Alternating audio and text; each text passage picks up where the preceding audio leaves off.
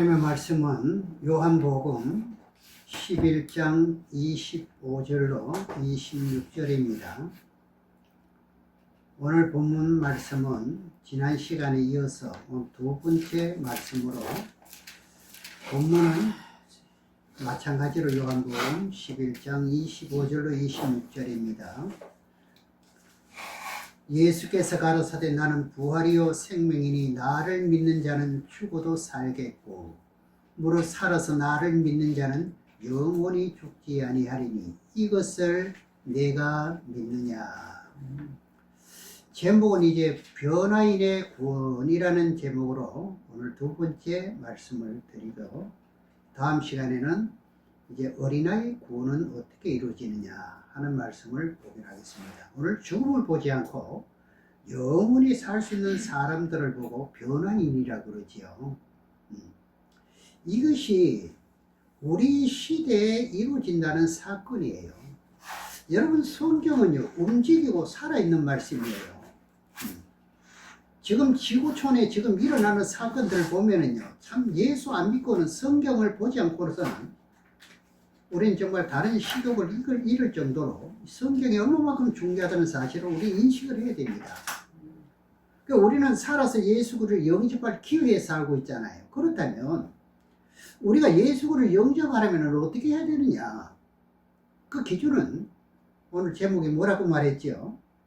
둘째 부활이 될 수 있는 그 합격선에 들어와야 된다는 거죠. 이런 말씀을 드렸잖아요. 지난 시간에도 우리가 변화받을 수 있는 자리가 있고 또요 순교할 수 있는 자리, 그래 두 자리가 있습니다. 우리는 아주 좋은 기회에 타고났다고 저는 생각합니다. 어쩔 때는 그런 생각이 듭니다. 조금만 더, 한 몇 년만 좀 더 젊었어도 하는 생각은 많이 들어요. 기회가 왔을 때 어떻게 됩니까? 기회를 잡을 줄 알아야 돼요. 이게 인간이 세상을 살아가는 지혜입니다. 이거 놓치면 아무것도 아닙니다. 돈 자랑할 것도 없고 차 자랑할 것도 없고 빌딩 자랑할 것도 없습니다. 전혀요. 지난번에 말씀드렸지만은 계시록 12장 1절 6절을 다시 한번 보면서 이어서 말씀을 보겠습니다. 요한계시록 12장 1절 6절에 보면 하늘에 큰 이적이 보이니 해를 입은 한 여자가 있는데, 이 해를 입은 여자가 누구라 그랬죠? 예수님을 말했어요. 예수님 뭘 입고 있지? 해를 입고 있단 말입니다. 나쁜 해가 아니라 밝은 빛을 입고 계신다 이 말입니다. 그 말씀이 시편 104편 2절로 나오고 요한복음 1장 9절로 13절로도 나오잖아요. 발에는 달이 있고 그 머리에는 12면류관을 썼더라. 예. 그러니 해를 입었다는 것은 빛을 입었다. 2절에 이 여자가 아이를 베어 해산하게 되며 앞에서 애써 부르짖더라. 그럼 하나님의 아들 예수님도 누구지요? 여자지요. 그 예수님을 통해서 거듭 태어난 사람들은 또 뭐지요? 여자지요. 거듭 태어난, 여기서 말하는 말씀은 여자가 해를 입은 여자의 아이를 배웠다는 거죠. 우리는 예수님을 믿음으로 배웠잖아요. 3절에 하늘에 또 다른 이적이 보이니 보라, 한 큰 붉은 용이 있어 머리가 7이요 뿔이 10이라. 여러 머리에 10면류관이 있는데, 이 7머리라는 것은 이제 다시 한번 이제 간략하게 말씀드리면은, 첫째는 바로왕이죠. 두 번째는 아수르 제국이고, 그리고 세 번째는 느부갓네살 왕이고, 네 번째는 고레스 왕을 말하고, 다섯 번째는 헬라 제국을 말하고, 여섯 번째는 로마 제국을 말하는 겁니다. 그래서 남은 것은 7번째 머리는 아직 안 나타났습니다. 그것이 누구냐? 계시록 12장 3절에 붉은 용이라고 되어 있거든요. 이런 현실을 우리는 지금 앞으로 느끼면서 상대하면서 살아가야 되는 그런 현실이 있습니다. 이 붉은 용은 뭔 말하냐?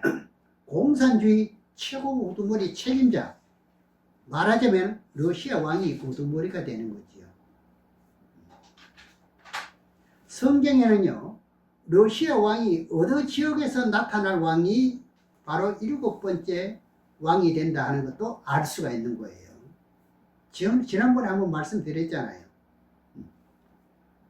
그러니 현재 푸틴이 현재 왕이 7번째 왕이냐?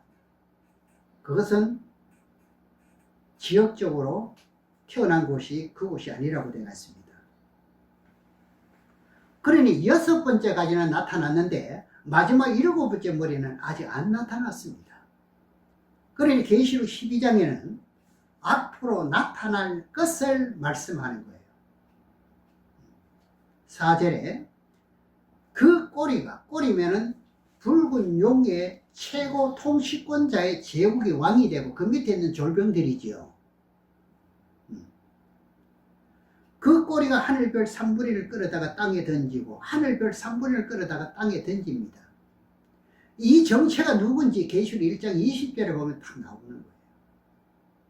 5절에 여자가 아들을 낳으니 아들을 낳았으면 이 여자는 죽었다는 말이잖아요. 계시록 12장을 잘 이해하셔야 됩니다. 목숨이 끊어지기까지 예수를 부인하지 않았다는 말이잖아요. 그러면 우리 아들 낳게 되는 거죠. 부인하면 사생아가 되는 거죠. 너무너무 중요한 말씀이죠.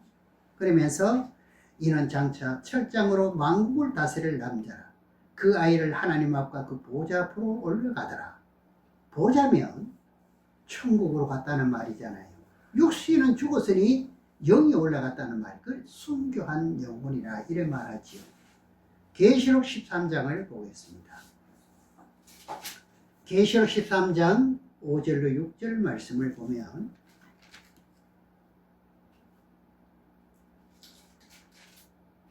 요한계시록 13장 5절 6절 두 절을 보겠습니다. 또 짐승이 큰 말과 참남된 말하는 입을 받고 또 42달 동안 일할 권세를 받으니라. 짐승이 입을 벌려 하나님을 향하여 회방하되 그의 이름과 그의 장막 곧 하늘에 거하는 자들을 회방하더라. 장막을 구약에서는 성막이라고 합니다. 그것을 회방하는 것은요, 교회를 하지 못하게 한다는 말이잖아요. 지금으로 하면 교회잖아요. 회방하더라. 교회를 하지 못하도록 이렇게 정치적으로 그렇게 한단 말입니다. 7년 환란 전 3년 반 전쟁이 끝나면서 붉은 용의 권세가 이기고 적그리스도와 어떻게 됩니까? 거짓 선지자와 앞잡이 노릇하고 성도를 괴롭히잖아요. 이게 우두머리가 적그리스도를 덕에 있고 일을 한다 이 말입니다. 그러니까 나를 좀 괴롭히고 나를 고통을 주는 계통이 바로 앞으로 누구라는 것을 우리는 알고 있는 것이 얼마나 중요한지요. 성경이 이만큼 세밀하게 기록되어 있단 말이죠. 그러니 전 3년 반 전쟁이 끝나고 후 3년 반에는 어디든지 교회를 할 수가 없어요. 다 문을 닫아야 되지요. 그런데 미련을 피우고 교회 문을 열어놓고 예배를 드리면 어떻게 될까요? 몽땅 잡혀가지요. 아직도 모든 것을 징계가 끝나기 전 단계이기 때문에 이때 잡혀가면은요, 구원받기가 어렵다는 뜻이 나오잖아요. 후 3년 만은 뭐지요? 우리 인내로서 구원받는 기간이잖아요. 인내할 때 죄가 사함을 받는, 사해지는 그 기간을, 연단 기간을 말하잖아요. 그래서 지혜롭게 해야 된다는 거죠. 목사님들은요, 사실은 정부에 다 기록되어 있기 때문에 어디 사는 거 다 압니다. 아주 유명한 목사님들은 그거는 뭐 말할 것도 없고요. 그래 후 3년 반에는 본격적으로 시험을 한단 말입니다. 이때 알곡과 쭉정이가 나오는 걸요. 요한계시록 12장 6절을 보겠습니다. 계시록 12장 6절에 보면 그 여자가 광야로 도망하며. 여기 여자는 남자와 여자 성별을 말하는 게 아닙니다. 남자도 무엇이지요? 예수님 앞에서 신부잖아요. 같습니다. 예수님이 여자니 우리는 예수를 믿음으로 거듭 태어나서는 우리 여자다 이 말이죠. 그래서 야고보서 4장 4절에 확실한 말씀을 하고 계신데, 간음하는 여자들이요, 세상과 친한, 세상과 벗된 사람들 하나님 원수되는 것을 네가 알지 못하느냐 말씀하잖아요. 거기서 1260일 동안 저를 양육하기 위하여 하나님이 예비한 곳이 있더라. 일반적으로 생각할 때는 예비한 곳이 있다 하면 어떤 비밀한 장소가 있다고 생각할 수밖에 없지요. 지금까지 그렇게 배워왔고 그렇게 믿고 있는 현실에 있거든요. 이렇게 믿는 비율이 굉장히 높지요. 1260일은 양육은요, 하나님이 하신다고 그랬습니다. 보호처에서 있는 게 아니라 하나님이 양육하신, 그 시편에 나오잖아요. 목사님은 그때 되면 성도들을 양육할 수 없습니다. 예. 이것을 시편 23편 1절에 6절에 보면 여호와는 나의 목자시니, 이게 그때 이루어지는 거예요. 그러니 지금 어떻게 양육할 것을 알아야 되는 것이 지금 우리는 훈련을 하는 거예요. 오늘 대표 기도와 본상 기도하는 것처럼. 그 때에 관한 말씀을 듣기 위해서 모였고요. 듣고는 그것을 행하려고 모였고요. 그러니까 1260일 동안 양육하는데 어떻게 양육하느냐? 예배한 곳만 말씀드리면 이제 각자 가정에서 어떻게 합니까? 미리 숨어 있는 것을 말합니다. 특별한 장소가 있는 것이 아니고요. 그런데 지금 특별한 장소로 모여야 된다는 이런 증거들이 굉장히 많이 나타나는데 미혹되면 안 됩니다. 그 말씀도 한번 보겠습니다. 이사야 26장 20절을 보겠습니다. 이사야 26장 20절. 우리는 가정을 가지고 있고 자녀들이 있기 때문에요, 내가 모르면 같이 망합니다. 그 가정에 한 사람 지도자는 똑바른 사람이 있어야 되죠. 예. 그래서 지금 우리가 훈련받고 말씀으로 우리가 깨닫는다는 자체는 너무너무 행복한 것이고 소망이고 희망적인 거지요. 이사야 26장 20절에 보면은 내 백성아 나갈지어다. 내 밀실에 들어가서 내 문을 닫고 분노가 지나기까지 잠깐 숨어 있을지라. 여기 보세요. 이걸 가지고 지금 어떤 밀실이 있다고 여러분도 들어보셨지요? 여기 너희 밀실입니까? 내 밀실입니까? 내 밀실이에요. 성도들이 각자 살고 있는 너희 집입니다. 내 밀실에 들어가서 내 문을 닫고 분노가 차기까지, 분노가 얼마지요? 기간이 7년 환란 후 3년 반이잖아요. 예. 그러니 어디서 양육받습니까? 집에서 양육받는다는 뜻이에요.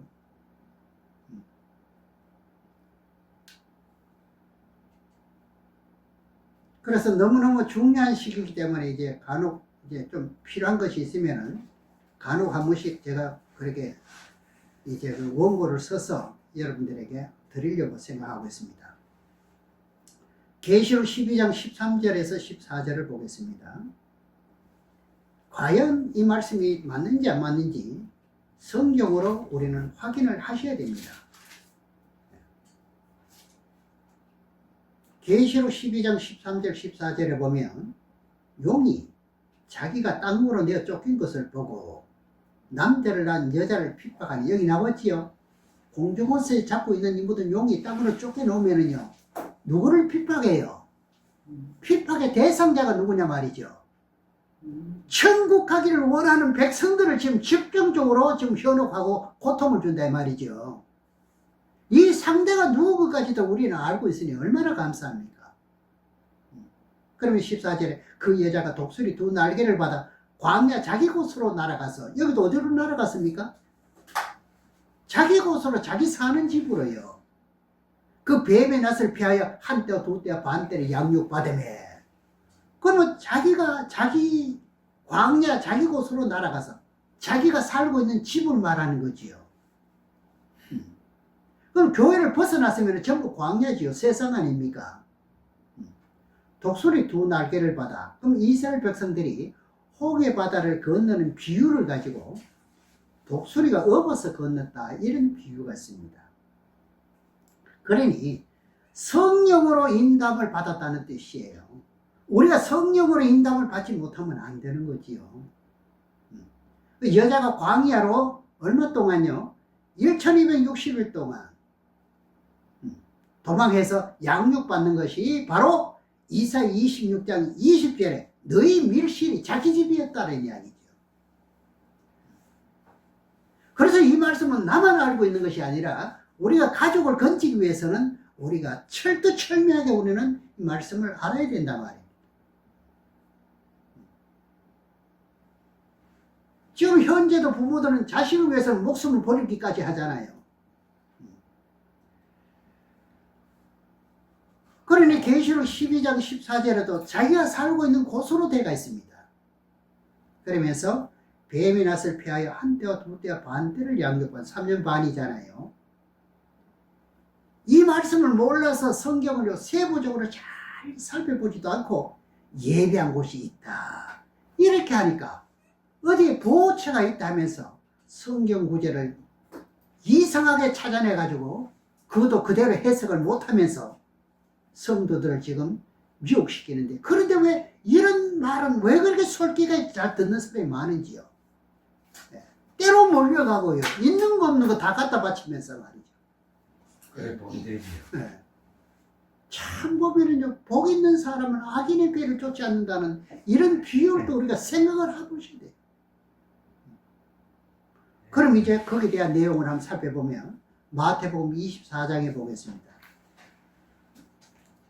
그래서 우리가 이런 말씀을 알 것 같으면 그런 분들에게 이런 것을 차곡차곡 찾아주면 꼼짝 못하지요. 건져내야 되는 거죠, 우리가. 마태복음 24장 25절로 28절까지 보면 25절에 보라 내가 너희에게 미리 말하였노라. 저도 하나님의 말씀을 미리 말씀드렸습니다. 그렇지요? 26절에 그러면 사람들이 너희에게 말하되 보라 그리스도가 광야에 있다 해도 나가지 말고, 이것은 적그리스도나 그리고 거짓 선지자를 말하지요. 보라 골방에 있다 하여도 믿지 말라. 번개가 동편에서부터 나서 서편까지 번쩍이같이 인자의 이맘도 그러하리라. 죽음이 있는 곳에는 독수리가 모일지는. 나가지 말라는 위치가 어딥니까? 여기서요. 자기가 살고 있는 집이 맞는 거예요, 안 맞는가요? 거기서 나가지 말라는 거예요. 그러니까 이사야 26장 20절 그 말씀이나 계시록 12장 14절이나 마태복음 24장 26절이나 다 한 곳입니다. 예배한 곳이라는 것은 자기 집입니다. 만일 예배한 곳이 있어가지고 1260일 동안 양육을 한다고 손칩시다. 그럼 보호처가 구름 속으로 끌려 올라간다고 말합니다. 보호처에서요. 그치요? 이런 말은 하도 많이 들은 말이라 가지고 우리 뭐 벌써 외우듯이 할 수 있잖아요. 저는 그들에게 이렇게 말합니다. 질문을 합니다. 그럼 보호처에 보호받고 있다가 구름 속으로 올라간다면 성경을 한번 확인해 봅시다. 그렇다면 다 구원받아야 하는데 어떤 사람은 밭에 일하다가 하나는 데려가본다고 하는 버림을 당합니다. 어떻게 답변할 것이냐? 뿐입니까? 두 여자가 매를 갈고 있으면 하나는 데려가본다고 하는 버림을 당한다. 보호처에 있을 것 같으면 버림을 당하는 게 없어야지 몽땅 올라가야 되는 게 맞지요. 그래 자꾸 보호처로 가야 된다는 말 안 합니까? 주장 안 합니까? 그러죠. 또요. 두 남자가 잠을 자고 있는데 하나는 데려을 당하고 하나는 버려둠을 당한대요. 어떻게 해석할 거냐 이거죠.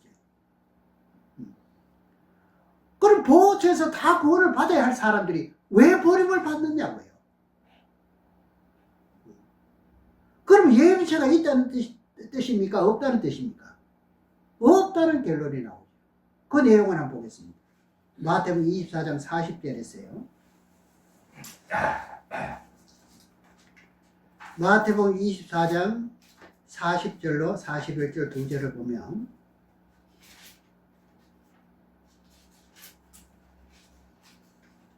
그때 두 사람이 밭에 있으며 하나는 데려감을 당하고 하나는 버려둠을 당할 것이요. 여기 나왔지요. 보호처에 있을 것 같으면 이 말씀은 필요 없잖아요. 두 여자가 매를 갈고 있으며 하나는 데려감을 당하고 하나는 버려둠을 당할 것이라. 그럼 사람들이 보호처에 있다면 둘 다 올라가야지요. 누가복음 17장 34절에도 보겠습니다. 누가복음 17장 34절에도 그거는 남자가 또 나옵니다.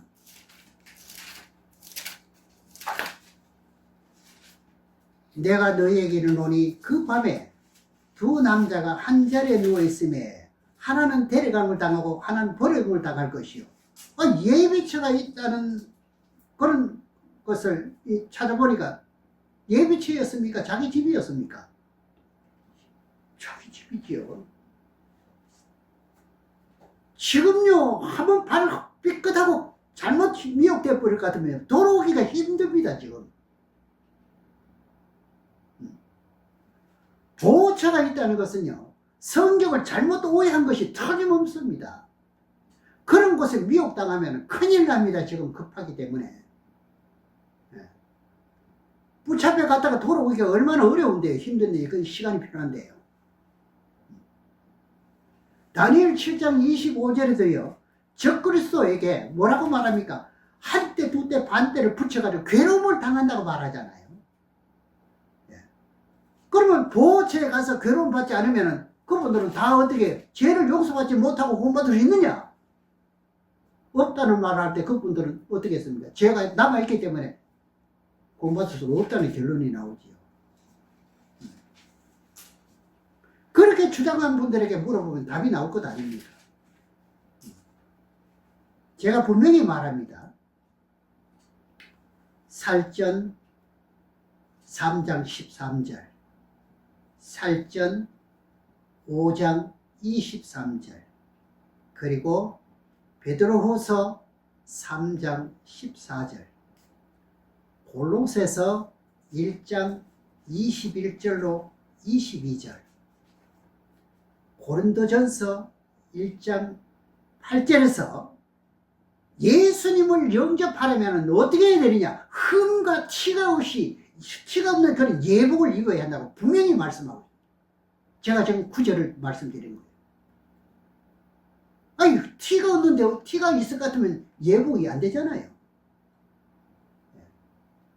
예복을 깨끗하게 빨기 위해서는요, 회개가 되는 방법을 알아야 되잖아요.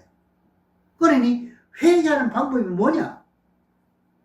내가 뭔가 죄를 지은 것을 알지 못하는 것도 있잖아요. 그렇기 때문에 회개가 안 됐잖아요.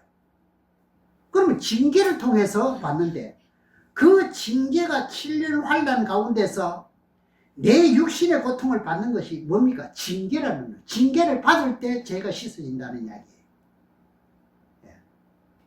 그러면 환란 가운데서 이길 수 있는 비결을 지금부터 말씀드리겠습니다. 베드로전서 4장 1절을 보겠습니다. 베드로전서 4장 1절에 보면은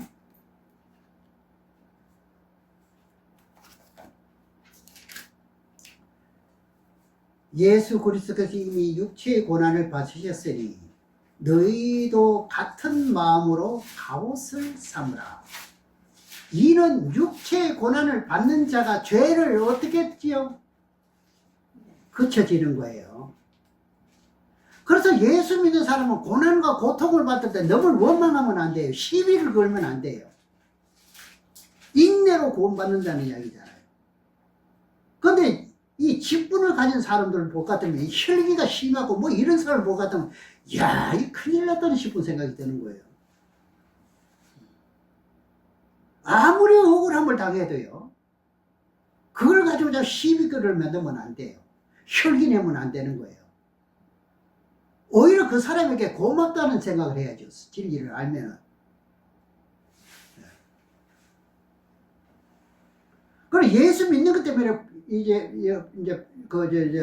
그 핍박받는 것이 이유잖아요. 그럼 스스로 자기가 금식하면서 회개해야 되죠. 분명히 계시록 12장 6절에 보면 1260일 동안 하나님이 양육한다고 했습니다. 양육이라는 것은 뭐지요? 먹고 마시고 입는 거 책임진다는 이야기예요. 믿으시면 됩니다. 이대로요. 근데 짐승표를 받지 않고 어떻게 살 수 있느냐?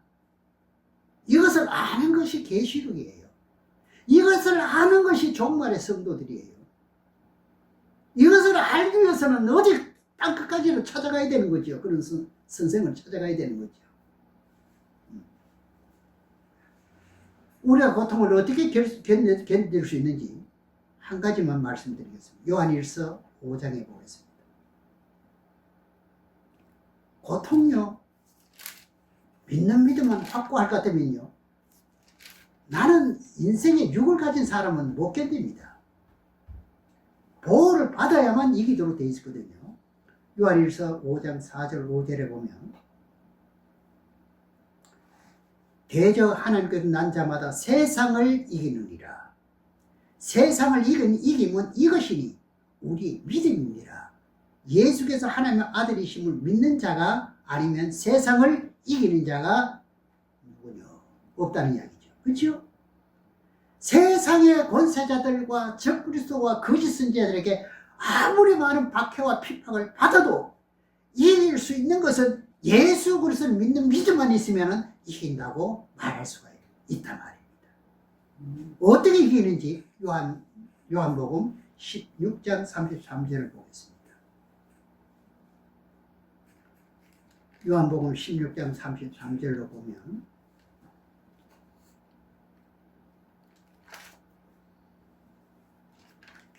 이것을 너희에게 이르면 너희로 내 안에서 평안을 누리게 하려 함이라. 세상에서는 너희가 환난을 당하나 담대하라. 내가 세상을 이겨노라 하리. 그래, 예수님이 이겨놓았기 때문에 이긴 분을 따라가면 되잖아요. 그렇죠? 예수님이 이겼어요. 우리도 믿음이 아니면 세상을 못 이기는 거예요. 그 믿음이 아니면. 고린도후서 1장 5절 6절 또 2절을 보겠습니다. 고린도후서 1장 5절 6절을 보시게 되면 그리스도의 고난이 우리에게 넘친 것 같이 우리의 위로도 그리스도로 말미암아 넘치는도다. 할렐루야. 복음을 전하는 사도들, 우리라 하는 것은 사도들이죠. 환난 받는 것도 너희의 위로와 구원을 위함이요, 혹 위로받는 것도 너희의 위로를 위함이니 이 위로가 너희 속에 역사하여 우리가 받는 것 같은 고난을 너희도 견디게 하느니라.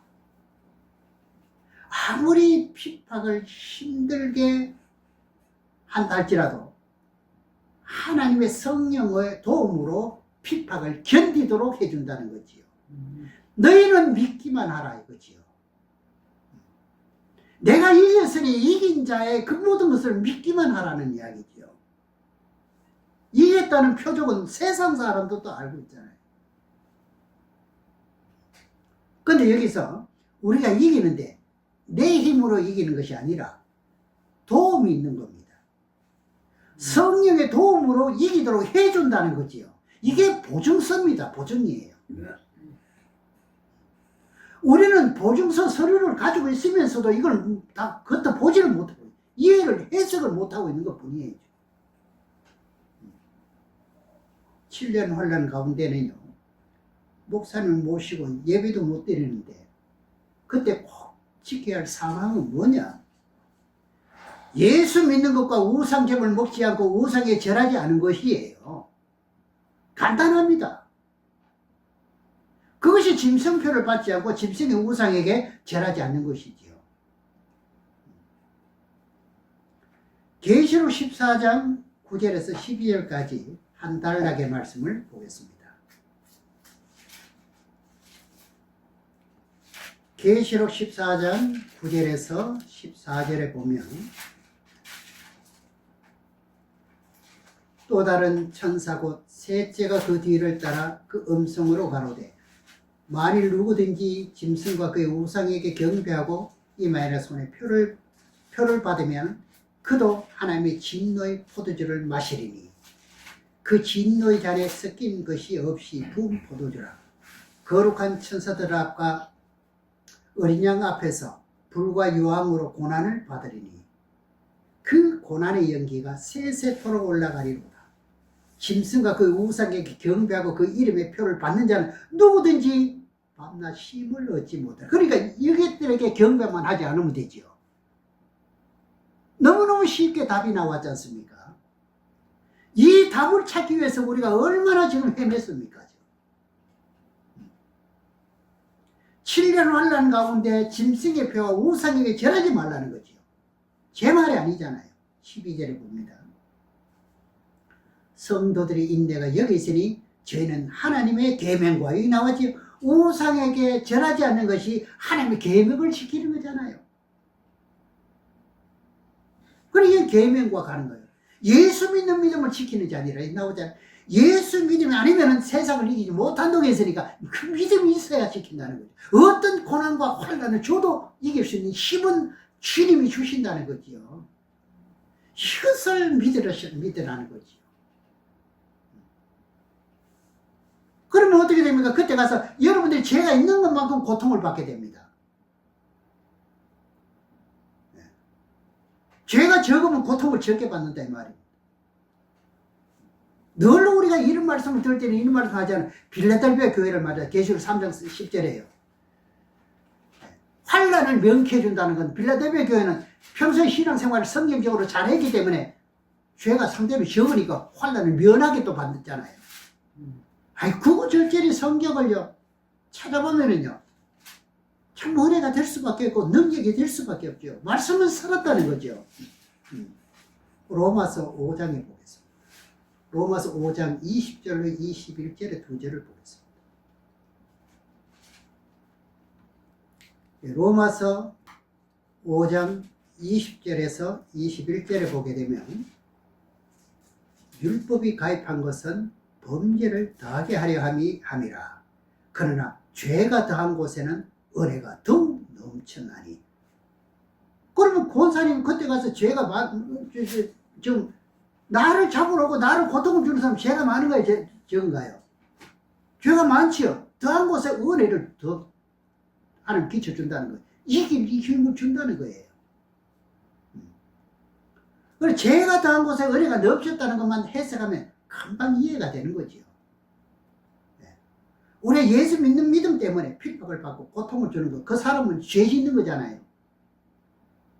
그래, 죄 짓는데 은혜가 더 넘치는 거예요, 우리에게는요. 지금도 억울한 소리를 듣고 애 많은 소리를 들었을 때요. 아니면은, 야간 상대방이 그런 말을 듣을 때 이런 말을 생각하면요. 참 감사해요. 그걸 다스릴 수 있는 그런 그 힘이 되는 거예요, 지금도요. 그 다스릴 때 너무너무 감사한 거예요.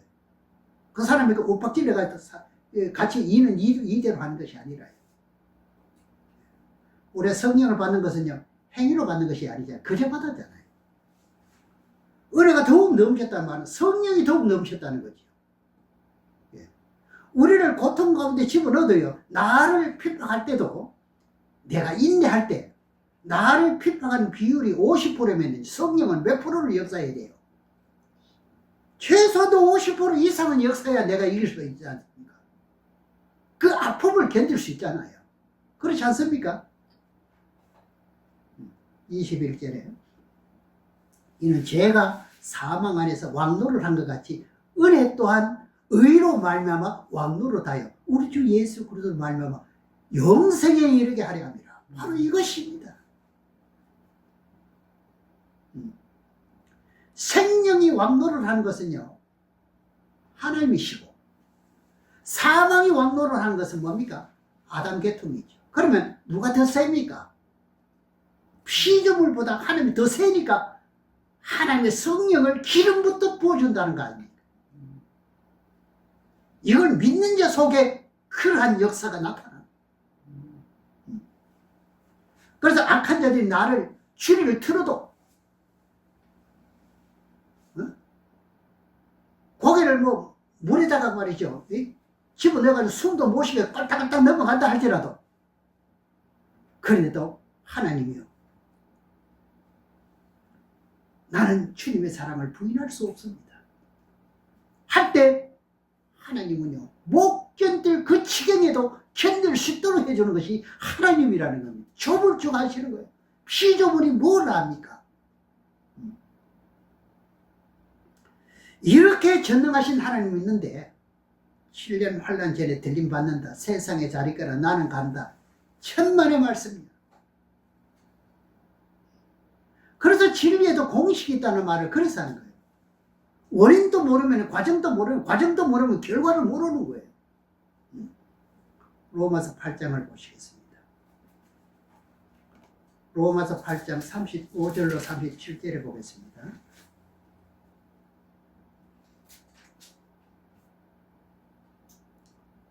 누가 우리를 그리스도의 사랑에서 끊으리요? 우리가 예수 믿는 믿음을 끝까지 지키고 하나님의 계명을 지키는 것이 사랑이잖아요. 그것을 누가 끊으리요? 끊을 수 있다고 봅니까? 그 누구도 못 끊습니다. 그 나옵니다. 환난에 공고나 핍박이나 기근이나 적신이나 우리를 벌거벗게 만든다. 적신은 벌거벗기는 거잖아요. 만든다 할지라도 위험이나 칼이라 여러분들 목을 대고 죽인다 할지라도 하나님이 넉넉하게 뭐 해준다? 지키게 해준다는 거죠.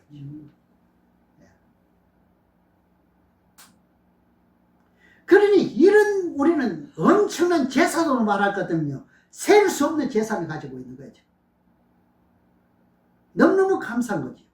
316개 기록된 바 우리가 종일 주를 위하여 죽임을 당케 되며 도사를 양같이 여김을 받았나이다 함과 같으니라. 그러나 이 모든 일에 우리를 사랑하시는 이로 말미암아 우리를 넉넉히 이겨내리라. 이기는데 어떻게 이기도록 해준다고요? 넉넉하게 이기게 해준다. 세상 말로 그러면 되지 않습니까? 계시록 7장 9절에서 14절을 보겠습니다.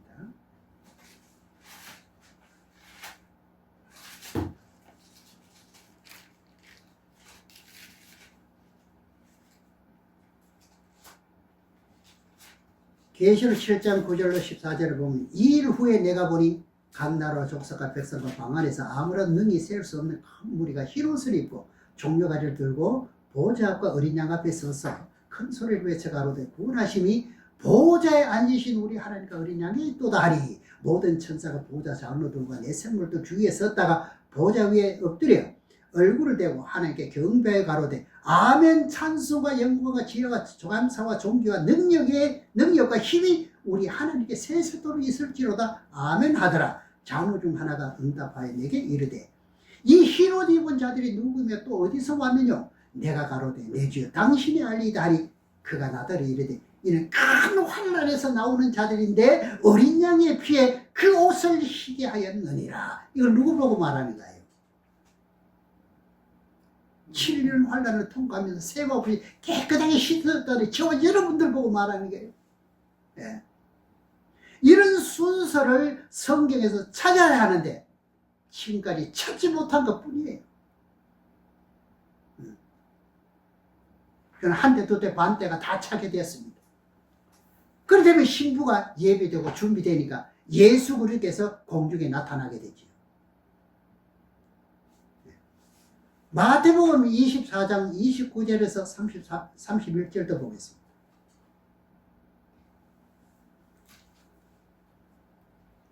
마태복음 24장 29절로 31절에 보면